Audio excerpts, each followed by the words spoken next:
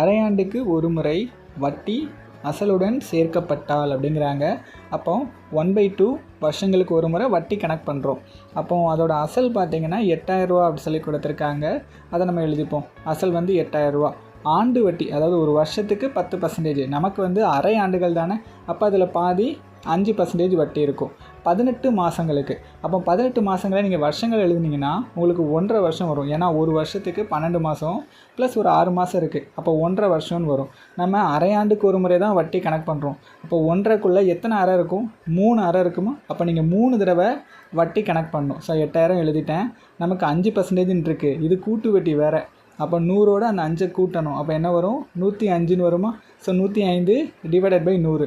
எத்தனை தடவை வட்டி கணக்கு பண்ணுறோம்? 3 தடவை. அப்போ 3 தடவை 105 டிவைடட் பை 100ன்னு எழுதிக்கோங்க. Into 105 divided by 100. இப்போ எல்லாத்தையும் அடிச்சிங்கன்னா எனக்கு 9260